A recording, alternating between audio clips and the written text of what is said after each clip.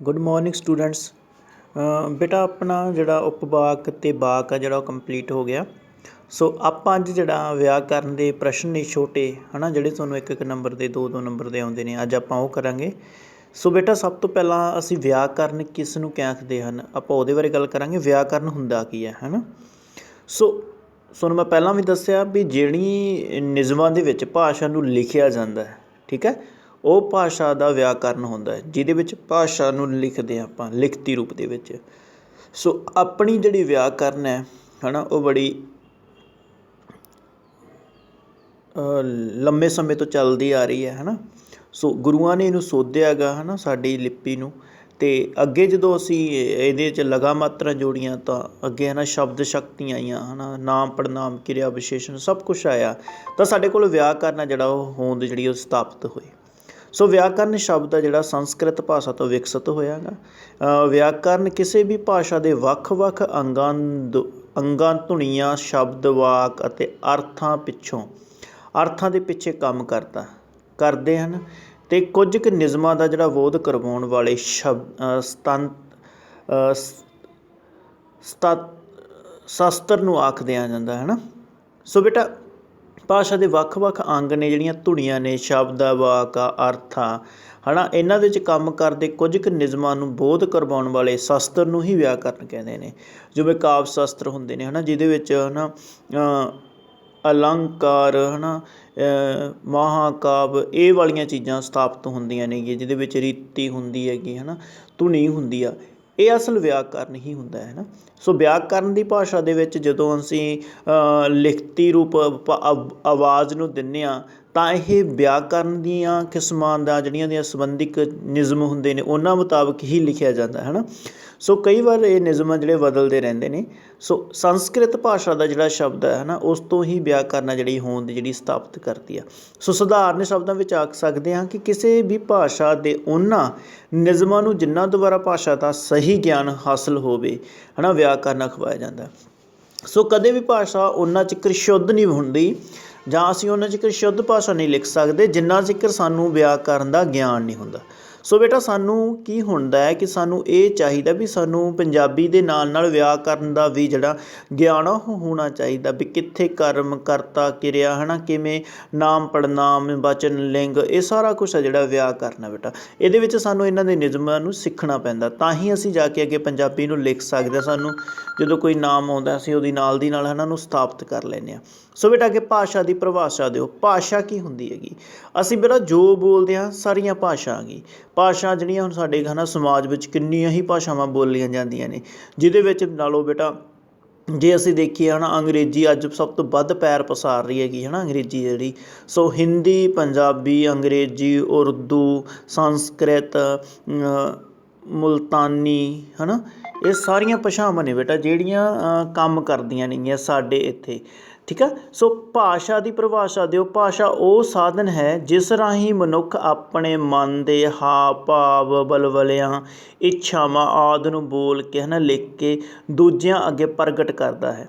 ਸੋ ਸੰਚਾਰ ਭਾਸ਼ਾ ਦੀਆਂ ਪ੍ਰਮੁੱਖ ਵਿਸ਼ੇਸ਼ਤਾਵਾਂ ਹੁੰਦੀਆਂ ਨੇ, ਠੀਕ ਹੈ ਬੇਟਾ। ਸੋ ਸੰਚਾਰ ਹੈ ਜਿਹੜਾ ਇਹ ਸਾਡੀ ਭਾਸ਼ਾ ਦਾ ਮੇਨ ਮਕਸਦ ਹੁੰਦਾ ਹੈ ਕਿ ਜਦੋਂ ਅਸੀਂ ਭਾਸ਼ਾ ਨੂੰ ਲਿਖਤੀ ਰੂਪ ਵਿੱਚ ਲੈ ਕੇ ਆਉਂਦੇ ਹਾਂ ਤਾਂ ਉਹ ਮੌਖਿਕ ਤੋਂ ਲਿਖਤੀ ਬਣ ਜਾਂਦੀ ਆ। ਸੋ ਭਾਸ਼ਾ ਜਿਹੜੀ ਸਾਡੀ ਹੈਗੀ ਉਹ ਅਸਲ ਰੂਪ ਦੇ ਵਿੱਚ ਕੀ ਹੁੰਦੀ ਆ, ਉਹ ਭਾਵ ਹੁੰਦੇ ਨੇ ਸਾਡੇ, ਬਲਵਲੇ ਹੁੰਦੇ ਨੇ, ਸਾਡੀਆਂ ਇੱਛਾਵਾਂ ਹੁੰਦੀਆਂ ਨੇ। ਬੋਲ ਕੇ ਅਸੀਂ ਲਿਖ ਸਕਦੇ ਹਾਂ, ਅਸੀਂ ਇਸ਼ਾਰਿਆਂ ਨਾਲ ਬੁਲਾ ਸਕਦੇ ਹਾਂ, ਅਸੀਂ ਚਿੱਤਰਾਂ ਰਾਹੀਂ ਉਹਨੂੰ ਹੈ ਨਾ ਬਿਆਨ ਕਰ ਸਕਦੇ ਹਾਂ। ਸੋ ਜਿਹੜੀ ਸਾਡੀ ਭਾਸ਼ਾ ਹੈਗੀ ਉਹ ਅਸਲ ਸੰਚਾਰ ਦਾ ਸਾਧਨ ਹੁੰਦੀ ਹੈ, ਜਿਹਦੇ ਨਾਲ ਅਸੀਂ ਦੂਸਰਿਆਂ ਤੱਕ ਆਪਣੀ ਆਵਾਜ਼, ਆਪਣੇ ਹਾਵ ਭਾਵ ਆ ਜਿਹੜੇ ਉਹ ਪਹੁੰਚਾ ਸਕਦੇ ਹਾਂ। ਸੋ ਨੰਬਰ 3 'ਤੇ ਸਾਡੇ ਕੋਲ ਹੈਗਾ ਮੂਲ ਸ਼ਬਦ ਜਾਂ ਧਾਤੂ ਤੋਂ ਕੀ ਭਾਵ ਹੈ ਬੇਟਾ। ਮੂਲ ਸ਼ਬਦ ਜਾਂ ਧਾਤੂ ਤੋਂ ਕੀ ਭਾਵ ਹੈ ਬੇਟਾ। ਅਸੀਂ ਅਗੇਤਰ ਪਿਛੇਤਰ ਲਗਾਉਂਦੇ ਰਹੇ ਹਾਂ ਹੁਣ ਤੱਕ। ਮੰਨ ਲਓ ਜਦੋਂ ਅੱਗੇ ਲਾ ਦਿੰਦੇ ਹਾਂ ਉਹ ਅਗੇਤਰ ਹੁੰਦਾ, ਜਦੋਂ ਅਸੀਂ ਪਿੱਛੇ ਲਗਾ ਦਿੰਦੇ ਹਾਂ ਉਹ ਪਿਛੇਤਰ ਬਣ ਜਾਂਦਾ। ਸੋ ਮੂਲ ਸ਼ਬਦ ਜਿਹੜਾ ਹੁੰਦਾ ਉਹ ਵਿਚਲਾ ਹੁੰਦਾ, ਜਿਹਦੇ ਨਾਲ ਅਸੀਂ ਅਗੇਤਰ ਲਗਾ ਦਿੰਦੇ ਹਾਂ, ਠੀਕ ਆ, ਜਾਂ ਪਿਛੇਤਰ ਲਗਾ ਦਿੰਦੇ ਹਾਂ, ਉਹ ਸ਼ਬਦ ਉਹਨੂੰ ਮੂਲ ਸ਼ਬਦ ਕਹਿੰਦੇ ਨੇ ਜਾਂ ਧਾਤੂ ਕਹਿੰਦੇ ਨੇ, ਠੀਕ ਆ। ਸੋ ਅਸੀਂ ਇਹ ਕਰਦੇ ਹਾਂ ਕਿ ਕਿਸੇ ਸ਼ਬਦ ਦਾ ਉਹ ਭਾਗ ਜਿਸ ਨਾਲ ਅਗੇਤਰ ਜਾਂ ਪਿਛੇਤਰ ਹਟਾ ਦਿੱਤੇ ਜਾਣ, ਠੀਕ ਆ, ਲਗਾਏ ਜਾਂਦੇ ਨੇ ਜਾਂ ਹਟਾ ਦਿੱਤੇ ਜਾਣ, ਬਾਕੀ ਬਚਿਆ ਰੂਪ ਜਿਹੜਾ ਉਹ ਮੂਲ ਸ਼ਬਦ ਦਾ ਧਾਤੂ ਅਖਵਾਉਂਦਾ ਹੈ। ठीक है। जिमें अनपढ़ता शब्द है साडे कोल, देखो इत्थे अनपढ़ता शब्द है ना, इहदे नाल अन लग्या होया बेटा, अन आला नन्ना, ठीक है। अन लग्या होया, अगेतर तां तत्ते नूं कन्ना लग्या होया, पछेतर जिहड़ा वख कर दिता जावे तां पढ़ बाकी भाग बच जाता है। सो मूल शब्द दा धातु है, देखो बेटा इत्थे अनपढ़ता, सो अन आ जिहड़ा ये अगेतर आ, ताग आ जिहड़ा पछेतर आ, सो जिहड़ा विचकारला जिहड़ा मूल शब्द है ये पढ़ हैगा, ठीक है। सो इन्हां नाल अगेतर भी लग जांदा, इहदे नाल पछेतर भी लग जांदा। जदों असीं पछेतर लगा दिंदे आ, ठीक आ, वो पछेतर बन जाता, जो असीं अगेतर लगा दें वो अगेतर बन जाता। सो जो असीं इन्हां दोनों नूं हटा दईए तो फिर साडे कोल धातु रह जाता है, ठीक है। सो बेटा अगे उदेश की हुंदा है, उदेश तो की भाव है। सो बेटा उदेश तुहानूं मैं पहलां भी दस्सिआ कि जिहड़ा वाक आ उहदा असल जिहड़ा रूप आ उदेश ही हुंदा है। उदेश तो वाक शुरू हुंदा ते आदेश ते विदे ते जाके खत्म हुंदा, ठीक है बेटा। वाक विच ਉਹ तत्त जिस दुआरे सारी गल है ना जिहड़ी है घुमदी होवे, जिस दुआरे सारी गल कही गई होवे, जिस बारे गल कीती जाती है वाक विच, प्रमुख कारज करन वाले नूं उदेश कहंदे ने, ठीक है। उदेश करता हुंदा है, नाम हुंदा, पड़नाम हुंदा, ठीक है। उदेश नाम जां पड़नाम भी हुंदा है। स्थान ते मुख तो, स्थान दे पक्ष तो उदेश पहला स्थान ते आउंदा है, ठीक है। सो जिहड़ा उदेश हुंदा बेटा ये वाक दे विच पहले नंबर ते आ जांदा, ठीक है। उदेश कई बार असीं एक वाक दी जिहड़ी बनतर साडी वो करता कर्म किरिया वाली है। सो जो असीं उदेश पहले नंबर ते लिआंदा है ना तां जिहड़ी विद्या वो पिछे आ जाएगी। सो मुख जिवें साडे कोल इत्थे वाक है मुंडा खेडदा है, इस वाक विच की हैगा तो मुंडा जिहड़ा उदेश है, बाकी जिन्ना वाक है सारा वो विदे हैगा, समझ गए बेटा। सो बेटा अगे चलते हैं, अपने कोल पंजवां प्रश्न हैगा विदे। सो मैं पहलां भी दस्सिआ सी भी उदेश ते विदे जिहड़े ने वाक दे जरूरी अंग ने, ठीक आ। तो वाक दे जरूरी अंगां दे विच विदे है जिहड़ी ओह बड़ी अहम भूमिका निभाउंदी है। पुरातन व्याकरण के आधार पर हर वाक दे दो हिस्से हुंदे ने, एक उदेश हुंदा ते दूसरा उहदी विदे हुंदी है बेटा। विदे वाक विच ओह कारजी इकाई है जो काम दी सूचना दिंदी है। विदे विच कर्म किरिया ते किरिया विशेषण अहम भूमिका निभाउंदे हन। जिवें मुंडा खेडदा है, वाक विच मुंडा उदेश है, बाकी जिहड़ा सारा खेडदा है ये सारी विदे है, ठीक है। सो ये बेटा आउंदा ही आउंदा हुंदा प्रश्न, तुसीं ये ध्यान नाल सुन लिओ जां देख लिओ ना, मैं तुहानूं तां ही वीडियो बनाई हैगी ये। अगे बेटा साडे कोल आ जांदा व्याकरणिक इकाइयां तो की भाव है। जिहड़ी व्याकरण इकाई हुंदी है बेटा ਉਹ इकाई अंग्रेजी के यूनिट शब्द तो बनी आ। यूनिट हुंदा समानार्थी, इस विच किसी एक शब्द होने की गल की जाती है। भाषा के प्रसंग विच इकाई का भाव भाषा के अंग का नखेड़ा जां सुतंत्र होंद ते पछाण है।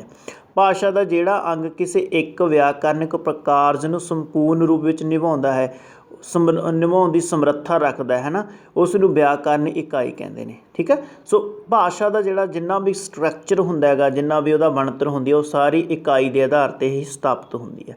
सो बेटा अगे साडे कोल आ जांदा मूल व्याकरण इकाइयां किहड़ियां ने, सारियां साडे कोल इकाइयां किहड़ियां ने जिहड़ियां इहदे विच वाक दे विच काम करदियां ने, है ना। सो इहदे विच हर प्रकार हर भाषा दे विच मूल इकाइयां जिहड़ियां 5 हुंदियां ने बेटा। एक तां भावअंश हुंदी है, देखो भावअंश, शब्द वाकंश ते उपवाक ते वाक। सो ये साडे कोल जिहड़ियां 5 जिहड़ियां ने इहदियां इकाइयां ने बेटा, ठीक है।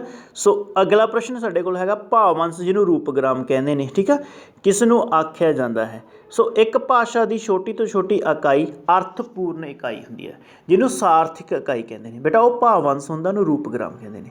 सधारण शब्दां विच भावअंश वो धुनी समूह हुंदा हैगा जिस नूं अगे होर अर्थपूर्ण हिस्सिਆਂ विच नहीं वंडिया जांदा, ठीक है। ये भावअंश ਧੁਨੀਆਂ ਦੇ ਜੋੜ ਤੋਂ ਹੀ ਸ਼ਬਦ ਜਿਹੜੇ ਨੇ ਉਹ ਹੋਂਦ ਸਥਾਪਿਤ ਕਰਦੇ ਨੇ ਤੇ ਉਹਨਾਂ ਦਾ ਅਰਥ ਹੈ ਜਿਹੜਾ ਉਹ ਵਿਆਕਰਨ ਇਕਾਈ ਦੇ ਵਿੱਚ ਹੀ ਹੈ ਨਾ ਤੇ ਆਪਣੇ ਤੋਂ ਵੱਡੀਆਂ ਇਕਾਈਆਂ ਬਣਾਉਣ ਵਿੱਚ ਵਿਸ਼ੇਸ਼ ਭੂਮਿਕਾ ਨਿਭਾਉਂਦੇ ਨੇ, ਠੀਕ ਆ। ਸੋ ਭਾਵਅੰਸ਼ ਨਿੱਕੀ ਤਰ੍ਹਾਂ ਭਾਵਅੰਸ਼ ਕਿੰਨੀ ਤਰ੍ਹਾਂ ਦੇ ਹੁੰਦੇ ਨੇ ਬੇਟਾ, ਇਹ 2 ਤਰ੍ਹਾਂ ਦੇ ਹੁੰਦੇ ਨੇ ਬੇਟਾ ਭਾਵਅੰਸ਼ ਜਿਹੜੇ। ਭਾਸ਼ਾ ਦੀ ਛੋਟੀ ਤੋਂ ਛੋਟੀ ਸਾਰਥਿਕ ਜਿਹੜੀ ਅਰਥਪੂਰਨ ਵਿਆਕਰਨਿਕ ਇਕਾਈ ਹੁੰਦੀ ਆ ਉਹਨੂੰ ਭਾਵਅੰਸ਼ ਕਿਹਾ ਜਾਂਦਾ। ਭਾਵਅੰਸ਼ ਜਾਂ ਰੂਪਗ੍ਰਾਮ ਦੇ 2 ਪ੍ਰਕਾਰ ਹੁੰਦੇ ਨੇ, ਇੱਕ ਸੁਤੰਤਰ ਭਾਵਅੰਸ਼ ਹੁੰਦਾ ਤੇ ਦੂਜਾ ਬਤੇਜੀ ਸਿਧਾਂਤ ਹੁੰਦਾ। ਜਿਹੜਾ ਬਤੇਜੀ ਹੁੰਦਾ ਬੇਟਾ ਹੈ ਨਾ ਉਹ ਭਾਵ-ਅੰਸ਼ ਜਿਹੜਾ ਹੁੰਦਾ ਉਹ ਸੁਤੰਤਰ ਨਹੀਂ ਹੁੰਦਾ, ਉਹ ਦੂਜੇ ਤੋਂ ਹੁੰਦਾ। ਜਿਹੜਾ ਸੁਤੰਤਰ ਹੁੰਦਾ ਇਹ ਸੁਤੰਤਰ ਹੁੰਦਾ ਅਤੇ ਇਕੱਲਾ ਵੀ ਆ ਸਕਦਾ ਹੈਗਾ, ਠੀਕ ਆ। ਸੋ ਸਾਡੇ ਕੋਲ ਸੁਤੰਤਰ ਅਤੇ ਭਤੀਜੀ ਦੋ ਭਾਵ-ਅੰਸ਼ ਹੁੰਦੇ ਨੇ। ਅੱਗੇ ਆ ਜਾਂਦਾ ਬੇਟਾ ਸਾਡੇ ਕੋਲ ਸੁਤੰਤਰ ਭਾਵ-ਅੰਸ਼ ਕਿਸ ਨੂੰ ਆਖਦੇ ਹਨ? ਸੁਤੰਤਰ ਭਾਵ-ਅੰਸ਼ ਕਿਸ ਨੂੰ ਆਖਦੇ ਹਨ? ਸੁਤੰਤਰ ਭਾਵ-ਅੰਸ਼ ਉਹ ਹੁੰਦਾ ਹੈ ਜੋ ਇਕੱਲਾ ਵੀ ਆ ਸਕਦਾ ਹੈ ਅਤੇ ਆਪਣੇ ਆਪ ਸੁਤੰਤਰ ਹੋਂਦ ਵੀ ਰੱਖਦਾ ਹੈ। ਇਹਦੇ ਵਿੱਚ ਜਿਵੇਂ ਆੜੇ ਨੂੰ ਕੰਨਾ, ਜੱਜੇ ਨੂੰ ਕੰਨਾ, ਖੱਖੇ ਨੂੰ ਕੰਨਾ, ਹੈ ਨਾ, ਜਿਵੇਂ ਆ, ਜਾ, ਖਾ, ਨੰਨੇ ਲਾਵਾਂ, ਤੱਤੇ ਲਾਵਾਂ ਆਦਿ, ਇਹ ਸਾਰੇ ਜਿਹੜੇ ਨੇ ਇਹ ਸੁਤੰਤਰ ਭਾਵ-ਅੰਸ਼ ਅਖਵਾਉਂਦੇ ਨੇ, ਠੀਕ ਆ। ਸੋ ਬੇਟਾ ਅੱਜ ਅਸੀਂ 10 ਕਰਾਂਗੇ, ਬਾਕੀ ਅਸੀਂ ਕੱਲ੍ਹ ਕਰ ਲਾਂਗੇ, ਠੀਕ ਆ।